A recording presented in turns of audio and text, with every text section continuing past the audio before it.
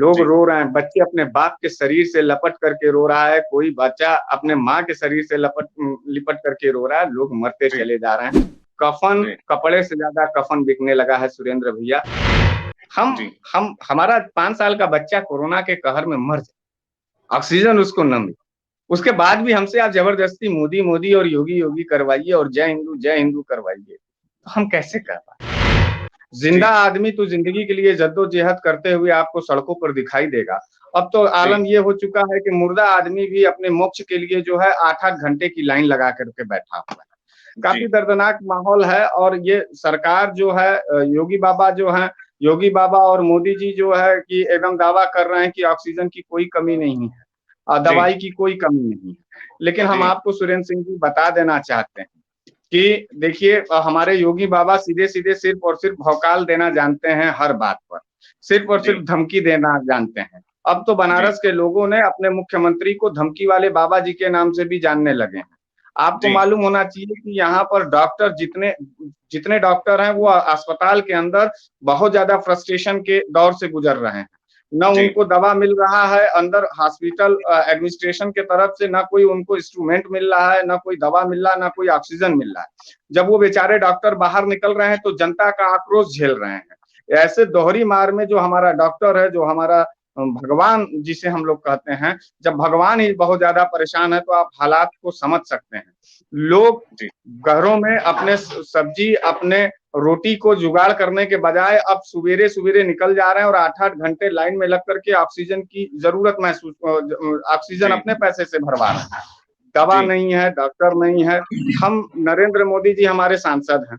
हमको पूरी उम्मीद थी। देखिए पूरे देश के अंदर यह कोरोना है। मैं आज विपक्ष की दृष्टि से नहीं बात करूँगा। मैं आज बनारसी होने की वजह से अपने सांसद से अपनी बात एक नागरिक के बतौर कहना चाहता हूँ। नरेंद्र मोदी जी जो है पूरे अप्रैल भर जो है दौड़-दौड़ करके बंगाल जा सकते हैं। हमने जिन्होंने वोट दिया, जिन्होंने अपना नेता बनाया, जिन्होंने जो है जी, अपनी पूरी उम्मीद, पूरा विश्वास नरेंद्र मोदी जी के ऊपर जताया और अपना सांसद बनाया, एक बार भी 1 मिनट के लिए भी वो बनारस के सरजमी पे अपना कदम रखना मुनासिब नहीं समझे। जी, भारतीय जनता पार्टी का कोई नेता, कोई विधायक नहीं दिखाई दे रहा है। अभी एक वीडियो वायरल हो रहा था, उत्तर प्रदेश के हमारे बनारस के उत्तरी विधानसभा के विधायक हैं और उत्तर प्रदेश में मिनिस्टर हैं रविंद्र जायसवाल जी। जी, जनता लाइन में लगी हुई थी, कहीं से वो जाते हुए दिख गए। एक व्यक्ति ने पूछा कि विधायक जी हम लोगों की ज़िंदगी का कुछ मोल है कि नहीं है? इतने पे वो जी, पूरी तरीके से आक्रोशित हुए और गाड़ी से बाहर निकल कर के उसको मारने के लिए दौड़ा लिए। इस तरीके जी। की भयावह स्थिति है। मैं आपके पास दोबारा आऊँगा, लेकिन एक सवाल मैं ज़रूर पूछ लेता हूँ। जनता से जब पूछा गया था कि आपको मुर्दघाट चाहिए, तो जनता ने भी उसी पे मोहर लगाई थी। तो अब फिर नाराज़गी किस बात की? मैं आपसे सवाल कर रहा हूँ मिश्रा जी। देखिए जनता ने मुहर लगाया उसके पूरी तरीके से वो विश्वास रखता था।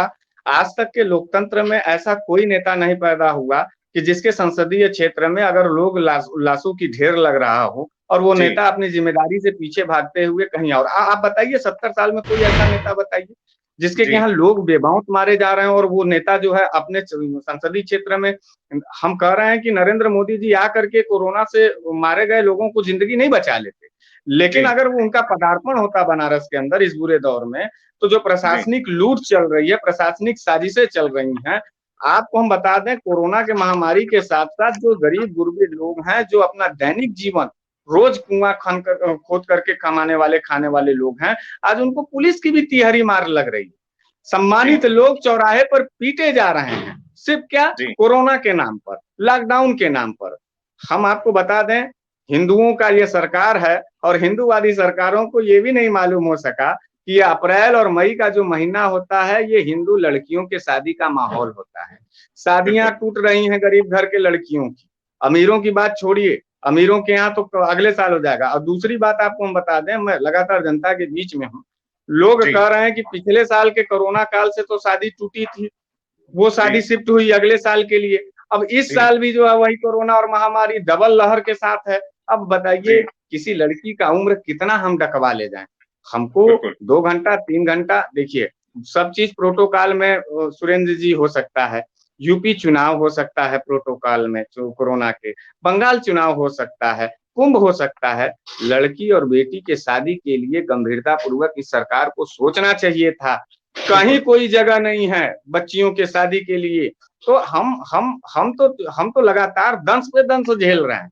हमको बोलने भी नहीं दिया जा रहा है। आपको मालूम होना चाहिए कि अभी 9 तारीख को मेरे ऊपर फर्जी मुकदमा लगा करके मुझे जेल भेज दिया गया था। उसके बाद मैं बाहर निकला, मैं फिर से वही सवाल कोरोना काल पे किया था और ठीक 1 दिन के बाद मेरे ऊपर फिर फर्जी मुकदमा लगा करके जेल भेज दिया जा रहा है। यह एक मैसेज दिया जा रहा है कि जो लोग भी सरकार के खिलाफ अपने हक, हुकूक, रोजी रोटी और स्वाभिमान के लिए सवाल पूछेंगे, उनको जेल जाना होगा और जो लोग इस जेल को देख करके दहशत में नहीं रहेंगे, उनको मार दिया जाएगा ऑक्सीजन के बिना। वो आप मैं बिलखते हुए बच्चों को देखा है मैंने। सुरेंद्र सिंह जी, आप कभी आइए बनारस। मैं अगर झूठ बोल रहा हूं तो आपका यह जो एपिसोड चल रहा है इसको आधार बना करके लोग हमको फांसी पे लटका दें। लेकिन मैं इंसानियत बतौर पूरे भारी मन से आप लोगों से यह निवेदन करना चाहता हूं कि जो भी लोगों को यह लगे कि नहीं बनारस में बहुत बढ़िया व्यवस्था है, वो एक बार आकर के हमारे यहाँ बीएचयू में देख। लोग रो रहे हैं, बच्चे अपने बाप के शरीर से लपट करके रो रहा है, कोई बच्चा अपने माँ के शरीर से लिपट करके रो रहा है। लोग मरते चले जा रहे हैं। कफन, कपड़े से ज्यादा कफन बिकने लगा है सुरेंद्र भैया। इससे ज्यादा अब हम कुछ कह नहीं पाए। वीरेंद्र जी ने बताया कि मीडिया नहीं दिखा रहा है, तो मीडिया क्यों नहीं दिखा रहा है? इन बातों को क्यों छुपाने लग रहा है? इन बातों को, इन आंकड़ों को छुपाने से क्या सत्यता सामने नहीं आएगी? क्या कहना चाहेंगे मिश्रा जी? देखिए, पहली बात तो ये हम आपको वीरेंद्र जी बताना चाहेंगे कि सरकारों का तो अब मंशा साफ नहीं दिख रहा है। सरकार ने जानबूझ करके अपने स्वार्थ सिद्धि के लिए, अपने पावर के लिए जो है जानबूझ करके जनता को साजिशन मौत के भट्टी में ढकेल देने का काम किया है। हमको एक बात बताइए, मैं ये नहीं समझता हूं कि अगर योगी बाबा के अलावा अगर कोई और अदना सा भी व्यक्ति, बिना पढ़ा लिखा आदमी, बिना किसी सामाजिक स्तर का आदमी इस भयावह स्थिति में भी उससे अगर ये पूछा जाए कि क्या तुम इस भयावह स्थिति में चुनाव कराने का निर्णय ले सकते हो, वो आदमी भी यह कहेगा कि नहीं, जिंदगी सबसे ज्यादा जरूरी है। हम अपना चुनाव 6 महीना बाद भी टाल सकते हैं। हम अपनी जनता के बीच में हम अपने जनता से अपील करेंगे और माफी मांगेंगे हम अपने लापरवाही के लिए।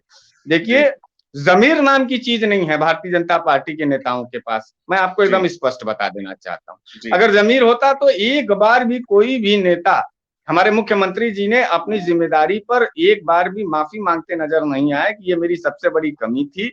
हमने हिंदू मुसलमान और मंदिर और मस्जिद में ही उलझाए रखा पिछले 4 साल से। पिछली बार का जो भयावह स्थिति था उसमें हम ऑक्सीजन का व्यवस्था कर लेते।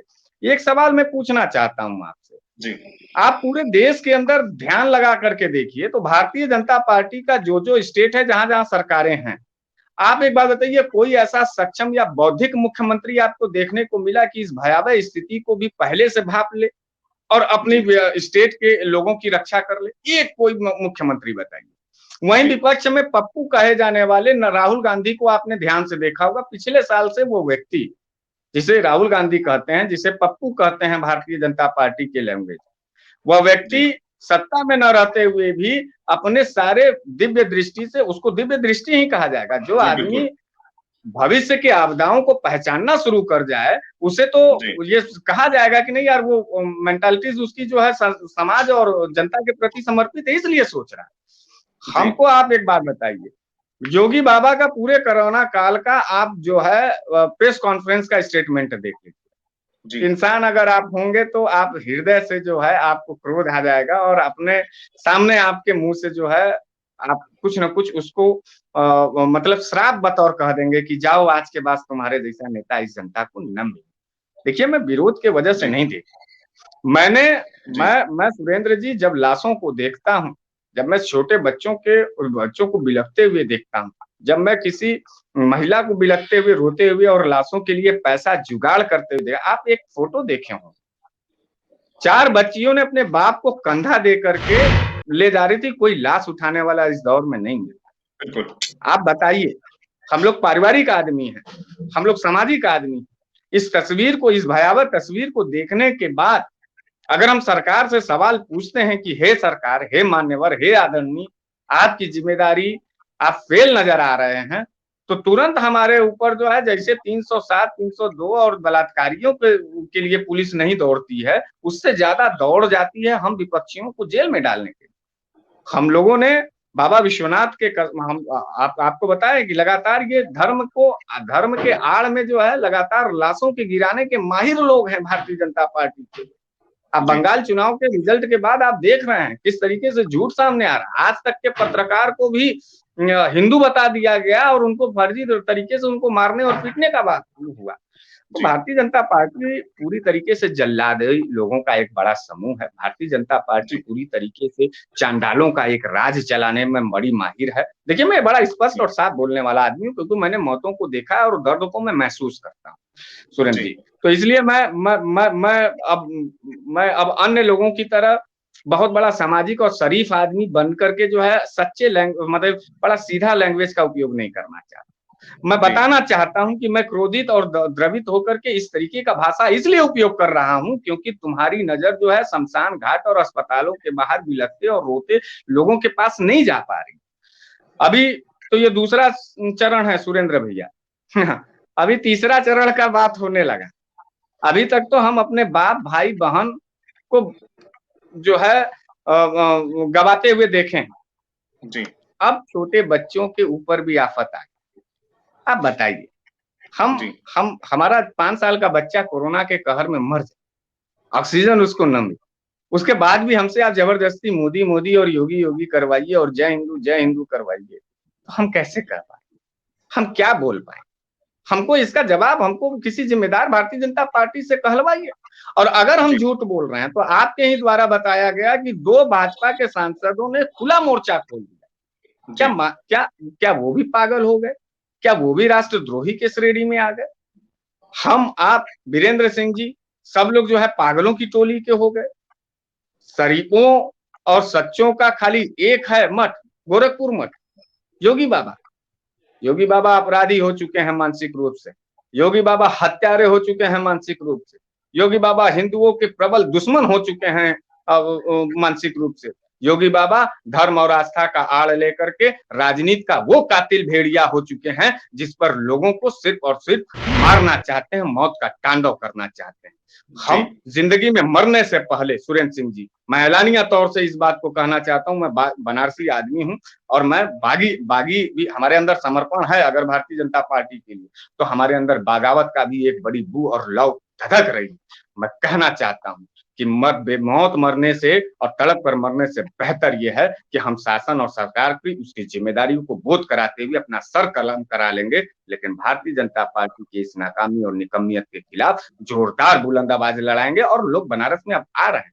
भारतीय जनता पार्टी का खाता नहीं खुल रहा है सुरेंद्र सिंह जी। पंचायत चुनाव ने मुंह पे कालिक पोत दिया है, बंगाल चुनाव ने मुंह पर कालिक पोत दिया है, केरल चुनाव ने मुंह पर कालिक पोत दिया है, तमिलनाडु चुनाव ने मुंह पर कालिक पोत दिया है। असम और पुडुचेरी पर जो है ये लोग असम और पुडुचेरी को पूरे देश का जनादेश बता।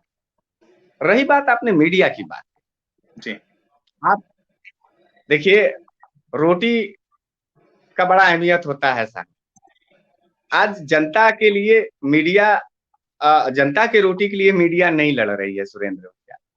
आज बड़े बड़े मीडिया घराने के लोग अपने रोटी के लिए तरस रहे हैं और जब अपने रोटी की बारी आ जाती है तो लोग जमीर और स्वाभिमान बेचने पर उतारू हो जाते हैं। आप जाकर के मीडिया वालों को देखिए, वो बेचारे रो रहे हैं। हमको ये लगता है, मैं मीडिया वालों से आपके माध्यम से कहना चाहता हूँ, जब पीएम केयर फंड में हम लोग अपने जेब का पैसा काट करके डाल सकते हैं और उसका कोई हिसाब नहीं मिल सकता है, तो हे मेरे लोकतंत्र के चौथे स्तंभ के मित्रों, क्यों इतना मर रहे हो? क्यों इतने लोगों को मार रहे हो अपने मलाई रोटी खाने के लिए?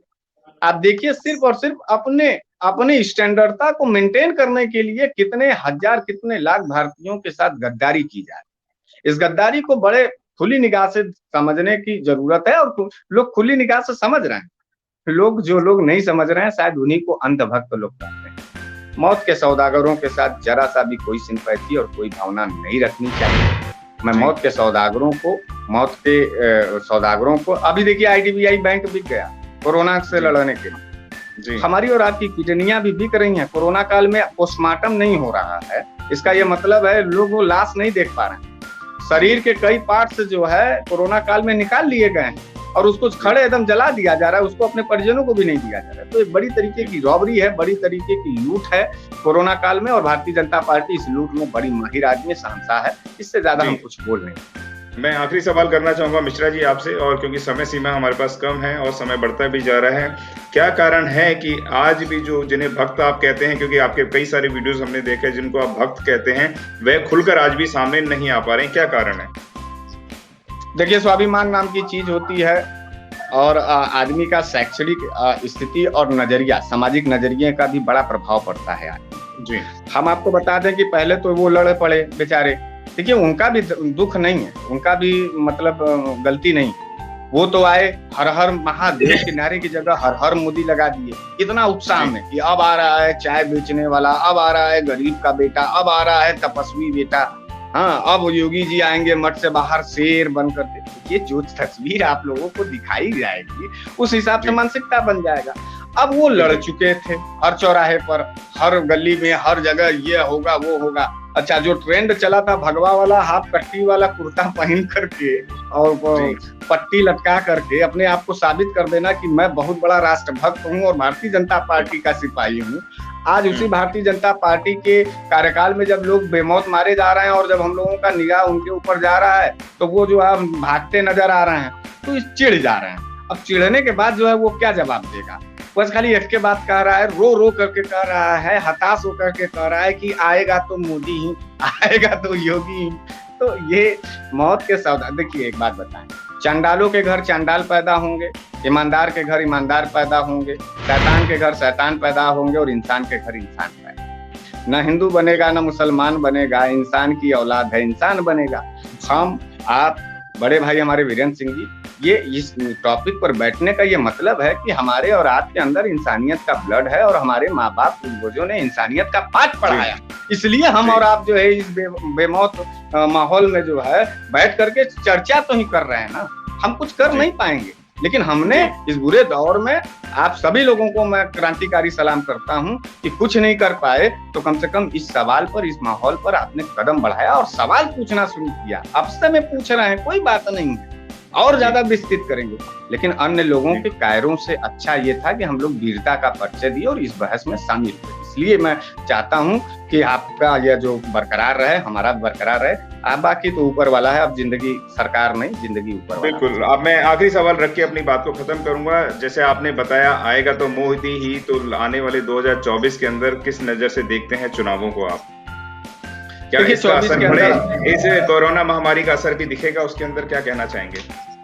देखिए सुरेंद्र सिंह जी, अब मैं आपको एक बात बता दूं कि भारत आध्यात्मिक शहर देश है, भारत भावनात्मक शहर है, देश है। भारत जो है सांस्कृतिक शहर है। भारत जो है बड़ा दिव्य दृष्टि रखने वाला देश है। अब एक बात बताइए, इतने मौत के बावजूद भी अगर भारतीय जनता पार्टी को कौन वोट देगा, कैसे दे देगा? हमको एक बात बताइए। आप कह रहे हैं कि सन 2022 में जो है कि योगी बाबा को वो रिपीट करेंगे, सन 2024 में मोदी जी रिपीट करेंगे। किसानों के साथ गद्दारी किया गया, बहन बेटियों के साथ आबरू के साथ खेला गया, इनके विधायक, इनके सांसद खेले, सेंगर, चिन्मयानंद। उसके बाद हाथरस जैसे जो है जघन्य अपराध को आपने देख लिया। शिक्षा में जो है कोई ऐसा बजट नहीं था जिस बजट में जो है कि हम लोगों के बच्चों को पढ़ाया जाए। अभी भैया बता रहे थे, और स्वास्थ्य का माहौल आप देख रहे हैं, आखिर हम क्यों देंगे? अगर आपने अभी तक हमारा चैनल सब्सक्राइब नहीं किया है तो सब्सक्राइब करें और घंटी का बटन बिल्कुल भी दबाना ना भूलें, ताकि सभी लेटेस्ट खबरें पहुंच सकें आप पे सबसे पहले।